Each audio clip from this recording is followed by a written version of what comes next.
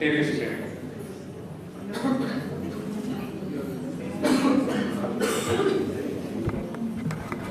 I'd like to comment that following Maharaj is going to be a hard act to follow.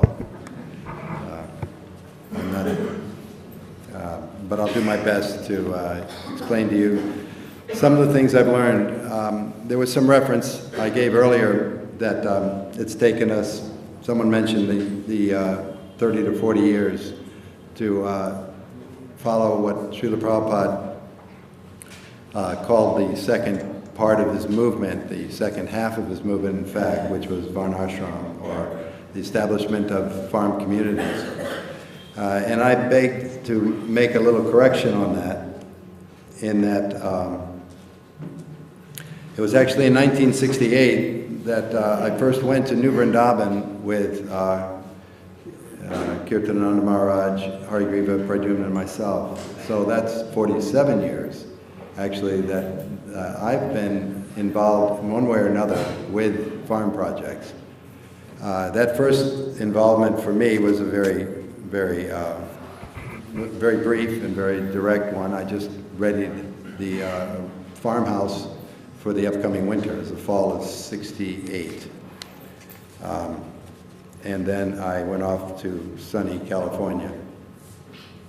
And after that, I went to Hawaii.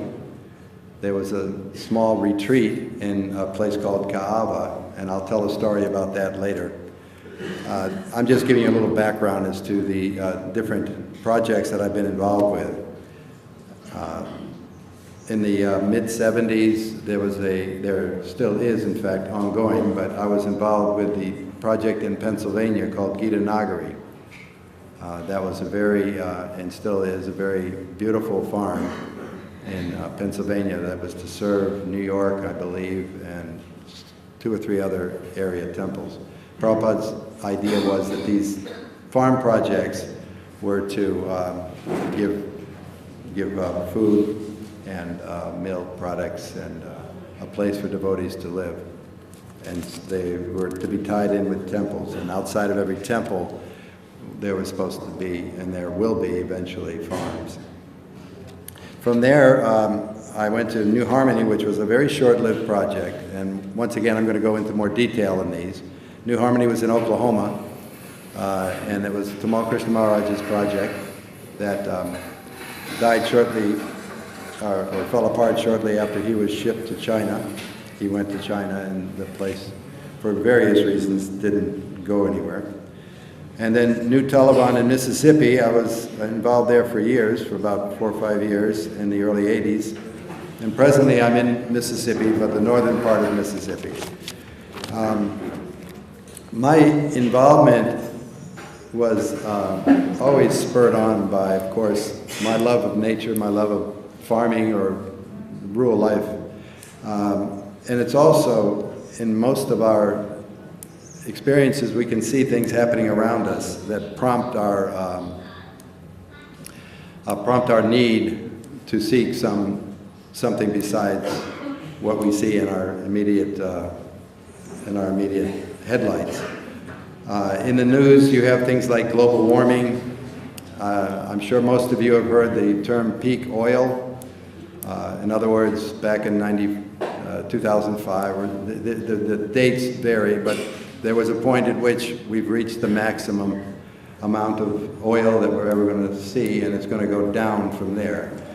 Peak oil means that eventually it's going to run out. Economic collapse will follow. There's polluted water. Fracking is another hellish thing that's going on now that's ruining our aquifers and can't do anything but harm. It's all, and then of course we have all the chemicals in our food supply with the herbicides. And I think I'm preaching to the choir here, that there is a very, very urgent need to do something. Kali Yuga is getting its firm grip on us, and to do something in order to protect ourselves and protect, in the event, of course, of a collapse. But even if that weren't to happen, which Prabhupada did forecast that it will eventually happen, that the cities will become unlivable, which to my way of thinking, they already are. But they're, at any rate, they can become totally unlivable, especially if the society implodes. So Prabhupada wanted a lifestyle. He wanted a style. He wanted us to simple living and high thinking was Prabhupada's directive. And in connection with that, we've made many attempts within our society to do this. And there's reasons why they were successful to some degree, and reasons why, in many ways, they were less than successful, or they actually ended up being complete failures. I'll try to explain, especially in the case of some of the ones where I spent more time, what we did right and some of the things that we did wrong. In Gita Nagari, for instance, we had a planning committee, and we tried very hard to get it right. We tried in the best way, the best technology we had. We had the idea of gravity-fed water into our dwellings, where we wouldn't have to rely on pumping or anything. We had a spring. This isn't rocket science. It's something that's been done, you know, in Rome. It's been done all over the world, but in rural Pennsylvania, you bring up things like composting toilets and gravity-fed water and things like that. It was pretty, in the early 70s, it was novel. They didn't know anything about these things. It was hard putting it through the local board. They made us do redundant septic systems because they didn't believe in composting toilets.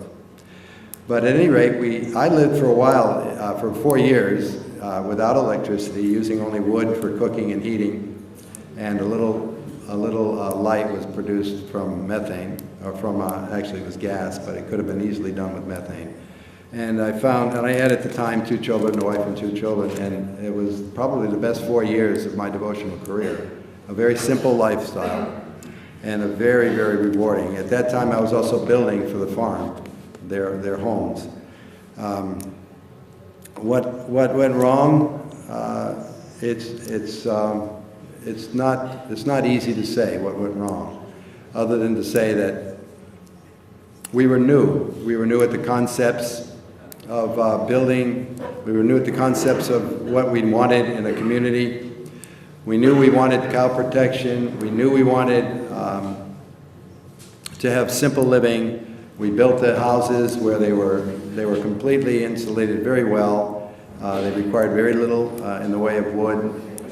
We didn't have much of a financial basis, and that was probably a big problem. And we also didn't rightly define various varnas or ashrams, and I'll go into that in more detail, what I mean by that. But at any rate, the Gita Nagari also had at the time, which was in the 80s, it had policy which did not encourage independent Vaishya or householder thought. Is that one of our friends here? I just saw a shadow run by. At any rate, and so therefore many of us householders that did want to have some independence and that wanted to establish our own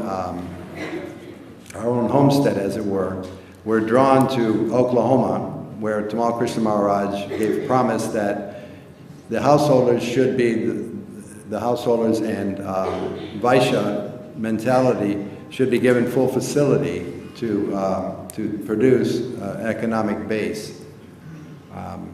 However, I think his reasoning and his time was a little early, because it was never allowed to develop, and therefore New Harmony also went the same way.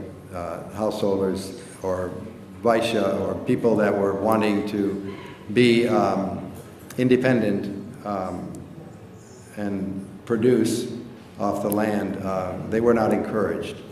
So New Harmony was very short-lived. However, when I was there, we had some really neat ideas developing housing. One of the first things we did was to create a large lake, because in Oklahoma there's a lot of rain at certain times and other times there's not. So we created a large lake, and then we were going to build these, they're called ferro cement. I'm not sure if it's just like the word says, it's made out of steel and cement, but they were egg-shaped domes into the side of the mountain or side of the hill overlooking the lake, and it was going to be very ecological, very easy to heat and stay cool. However, there weren't a lot of people wanting to live in the side of a mountain in a cement structure, so that didn't really fly. Once again, the thinking out, making a plan that was really viable was really, this will become obvious later in my talk, that one of the most important things is going into a project step by step, understanding what you're looking for and what you want to get out of the project is probably as important or more important than anything else you can do. It's what you do before you even start the project. After what was called the New Harmony Project, which was in Oklahoma, then I went on to New Taliban, and there I had a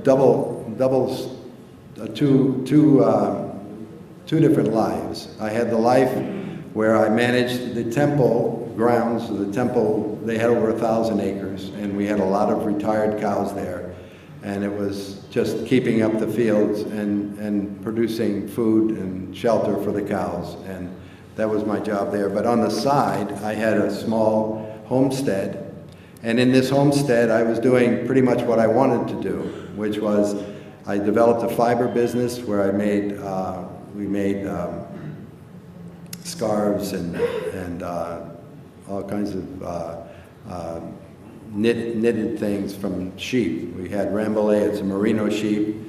We produced a lot of wool products, and of course in Mississippi wool doesn't sell that well, so our biggest market was outside, but the winters were cold enough where you needed scarves and stuff. And we also raised bees and had sugar cane, had large gardens, preserved all our food. At that point, by that time I had 3 children, we had a family budget of about $10 a week for food. We grew all our own produce and preserved a lot. And we had a milk cow. Actually, we had 2 milk cows. One was getting ready to give milk, and the other one was giving milk. So we went from one to the other. And because I was managing the fields and had the cows, the offspring we would donate to the temple. There wasn't any. We were only there 4 or 5 years, so we didn't have but two calves. But it was, these cows were very, very productive, very, very much a part of our family, and they were very, very sweet. We could easily just, they were out in the field, and you could just throw an apple in the air, they would see it, and they would just come running, and you could just tie them to a post and just milk them right there. They were so gentle, and they would give upwards of 4 or 5 gallons of milking. So we had plenty of cheese, plenty of butter, plenty of yogurt, plenty of milk. So I've had some experience doing that, and what I would like to bring to the table is that we need a plan within our organization. We need a plan to where do you go? How do you start these projects? I've heard from various devotees here. There was one brahmachari that just went out into a village and started working with the local villagers and became part of the project and became part of the village, and lo and behold, very shortly he's got a school, he's got cows, he's got everything going. That's one way to do it. And of course Gadi, who came on a little bit earlier, he has another approach. He just gets down and rolls up his sleeves and does whatever needs to be done. He's harvested some trees, he's made some lumber, he's got some cows, he's got some dedicated people there. What I'm proposing is that we think in terms of what it is we need to do to start a farm project. And number one is, of course, land. We've got to pick out some land. You need land, you need water, you need location is also important, because these are supposed to be facilities that serve the needs, especially the food and shelter and retreat needs of a city temple. So you need the location, along with fertile land and water. Then you need experts in all different fields.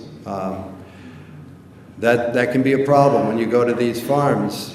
You stand on an edge of a field and you see weeds and you see unproductive, or sometimes it could be a productive farm. How do you keep it productive? How do you plow? What do you plow with? Do you use machinery? Don't you use machinery? Do you want to start by just going out there with a hoe? I mean, it's undaunting. It's very daunting, rather. It's very difficult to take a raw piece of land and turn it into a Vedic village.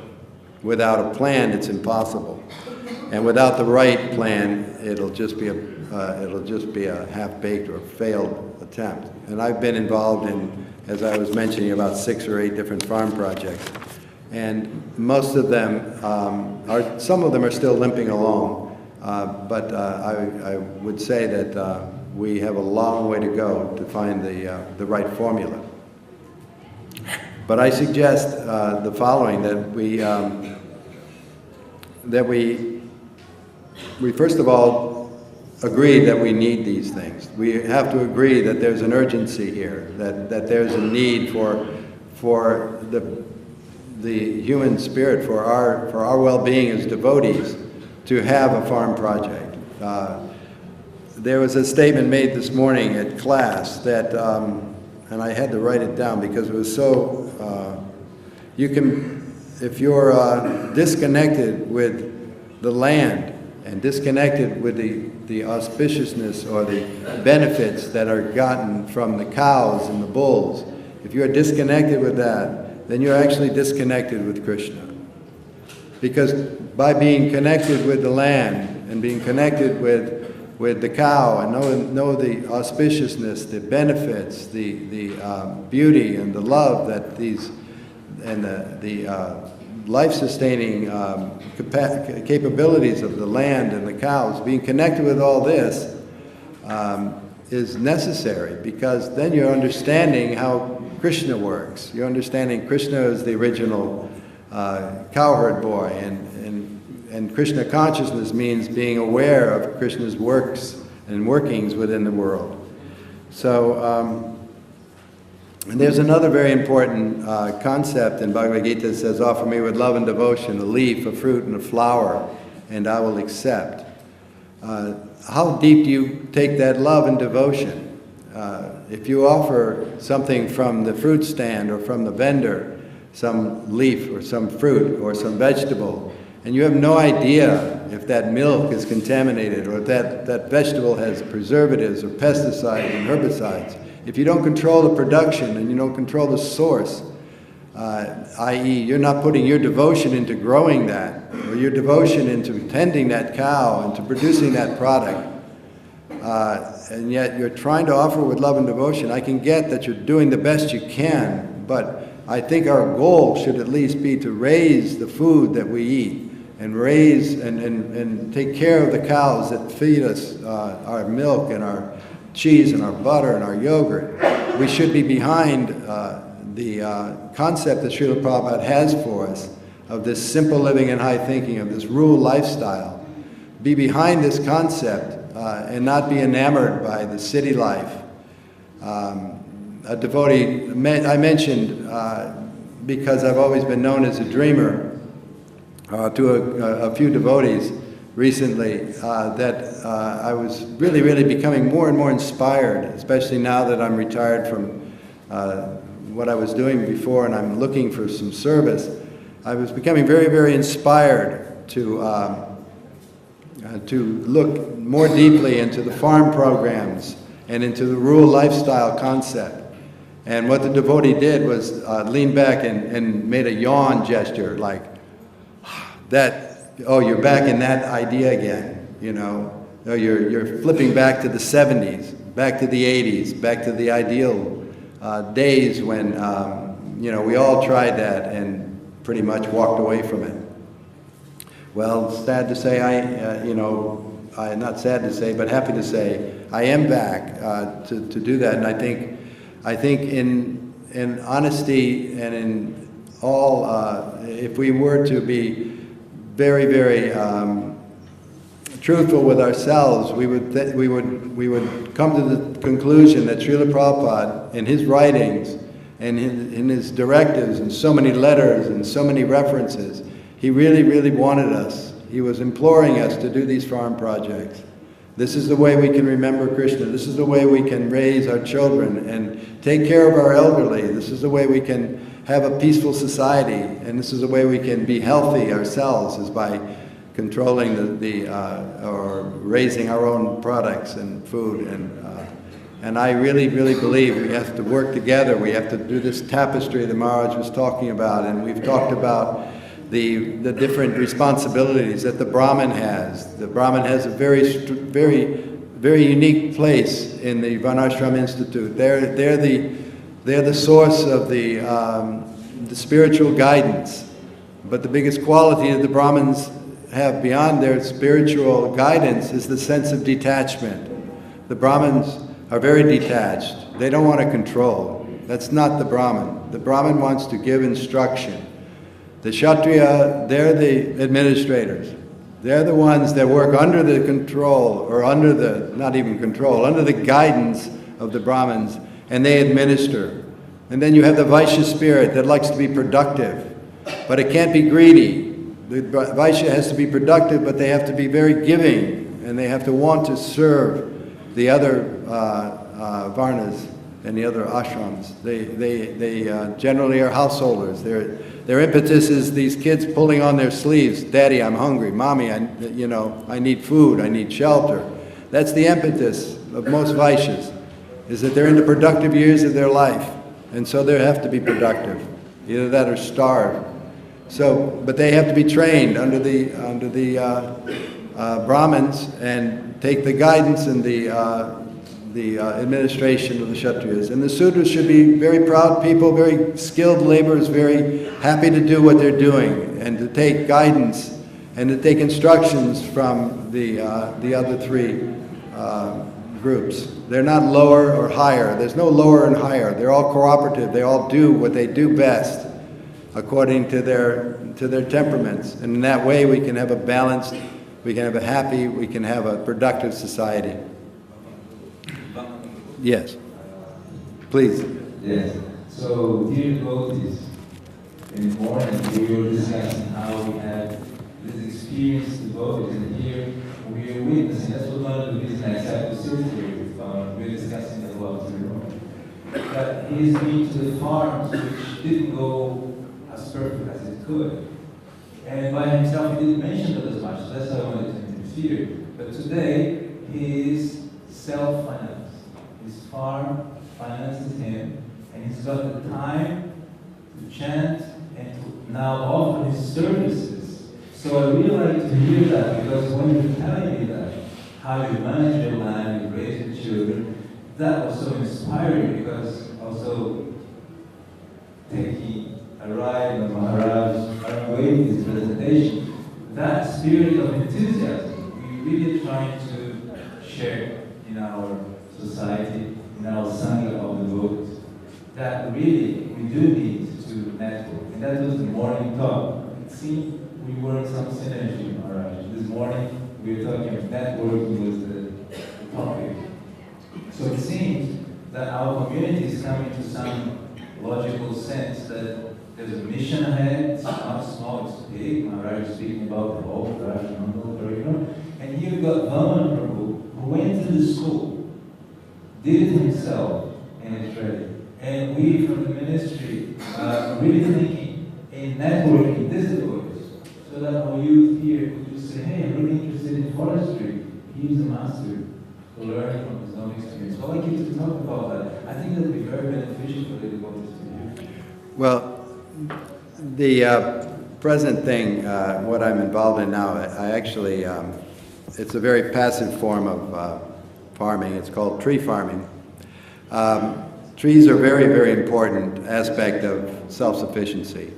You use trees for everything. You can have nut trees, fruit trees, all berries, various kinds of bushes, you know, berries and all that. You use them for wood, use them for heating, for building, use them for repairing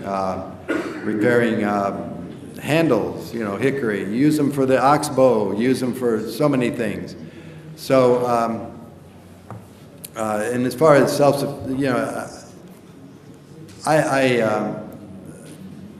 have a small place, and it is self-supporting, and it's very, very easy. I could show anyone how to do that. What's difficult is to do it on a larger scale, to do it where you can have not only just a simple living, but also have the association of devotees, to have the Sangha, to have the whole devotional aspect, which I'm yet to develop.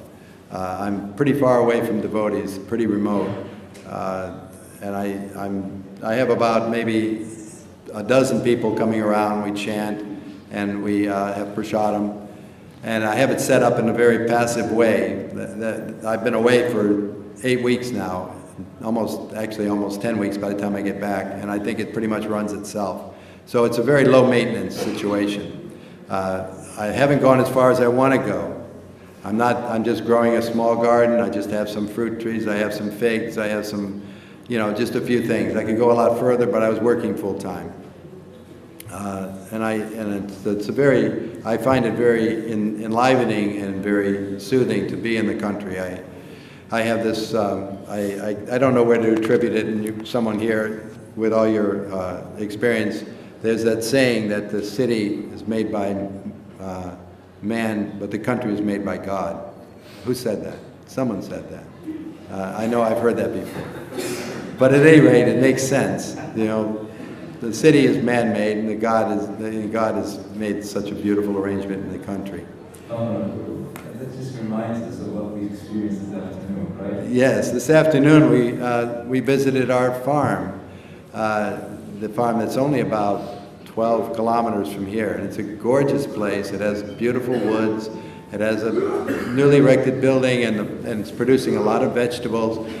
But one of the most soothing things about it was we were sitting outside. We had this fantastic lunch with homegrown vegetables, very fresh. Everything was really pukka, really top shelf. The cook out there was fantastic, and the association punch and so many others was impeccable. Not to mention that we were invited to a farmer's house. Yeah. Oh, that farmer too. We sat on with this Bengali Vrindavan seeds, and he did this wonderful lemonade from his garden. Yeah. And you're sitting chit-chatting about self-sufficiency with this perfect weather in Vrindavan, and we're wondering, austere life, self-sufficiency, it was so rich. This farm was such an example of what we could experience. We were discussing how we're feeling inside our hearts, right outside the window. And it was so quiet out there. All you could hear was just the sound of the wind going through the lemon trees, you know, and the smell of the different flowers and the earth recently turned and recently watered gardens. So you had that smell of earth, which is a representation of Krishna. I am the smell of earth. I am the taste in water.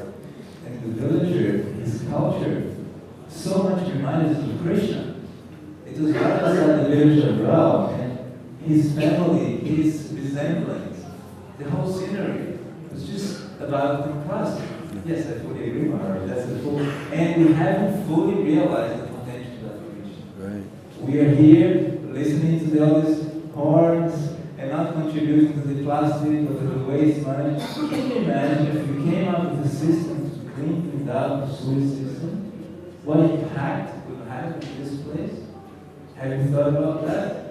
Do we have enough thinkers in our movement who have solutions to that? We do. We have a PhD in Mumbai. We have the best in New Rajasthan with the best German technology of readbank. It has to be adjusted. Yes, I surrender to you, but it's possible. And I think we do have to get onto that. And we were discussing in the car how the voting like Government Prabhu is a great resource. He's got such knowledge of forestry. He's sitting here talking to you, and he's not crazy on his phone about his business or whatever he's going to do. And that's the kind of resource which you're walking around. I'm sure around here, a lot of Vaishnavas have found similar situations. I'm sure Maharaj is that. So I do think we thank you for your experience and for your offer of service.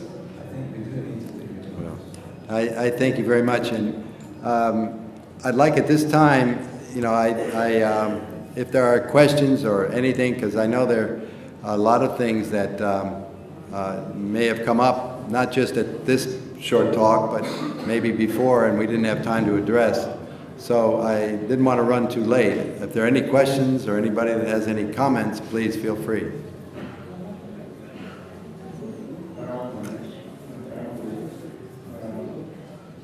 Just talk a little bit about the reasons for failure for the homilies may not be as successful as Prabhupada wanted. Is it possible that you can enlist some of the reasons which could be there for their failure, so that it will be very helpful for us to serve them? For those that perhaps didn't hear the question was if I could list or give my observations as to why some of these, some of the shortcomings of these different attempts that we've had. And I would say overall, the biggest shortcoming was lack of vision. The vision of simple living and high thinking. It maybe sound good on paper, but it's really, really not simple. It should be thought out well. And so I think one of the most important things is defining or understanding the various propensities and roles that individuals play in a farm community, and then working together. The administrator working with the producer, working with the Brahmin, and working with the workers. It's the interplaying, the tapestry that we were talking about. It's getting the right information and the right formula, whereby the individuals that need the independence are given that independence and given that incentive. Ownership turns dust into gold. So there has to be a sense of ownership of at least what we're doing and what we want to do, and then you have to give that freedom, but that it has to be directed expertly by the enlightened Brahmin, and it has to be administered with the love and the compassion of a good administrator that really doesn't have an agenda other than to see that everyone is happy and everyone is fulfilled in their life. So I think it's a matter of there's another expression in raising children. It's just like making pancakes. The first one gets burned. You usually toss that out because it just doesn't work right. So, you know, in the same way, you know, your eldest son or daughter usually is a mess. And then you get it right by the second or third child. So it's like that with the farms too. You know, you know, we've tried to our best, you know, and we tried to understand, we tried to follow through the Prabhupada, and we've made mistakes, and we've had shortcomings. But now we've got some 40 years of experience. We've got the brain trust that's unparalleled, I think, and we have the incentive, which is the need we have because of the hellish condition we find ourselves in the cities, and the need that we have for developing these farm projects just for our own spiritual well-being, the well-being of our children, the well-being of our elders. We need it for so many reasons. So there's a lot of incentive, and we have the raw ingredients. But I think it's planning, but not to get over overwrought with just planning. We have to do some doing, but we can't do it blindly. We can't go half-cocked into a fight. We have to. Yes. I know our time is finishing. So, a very good question. Thank you for the question. This morning we actually answered that. This is the only few devotees. We did that same question in the European Farm Conference, in the first National Indian Farm Conference, and we plan to do in North America and South America, and even develop that into a book. Fine. But I'd just like to tell you that what Prabhu is saying, and some of the devotees are talking about a master plan. I think now it's time for a master plan. And it took about 20 years for a temple in Mayapur with a master plan team. Now we do really seriously think of a master plan. It's time. It's time for us. The second 50 years of Krishna is our master plan for our simple living, of going towards a simpler way with Krishna. So, am I to understand there's a master plan in the works right now? You're working on it? Yes. Right. How to proceed right. Yes? So, does that answer your question? Any other questions? No. Oh, was it the same? Okay. Thank you. Thank you very much. Haribol. So I'd like to thank Mama and Prabhu. Please, Well, no, we can't name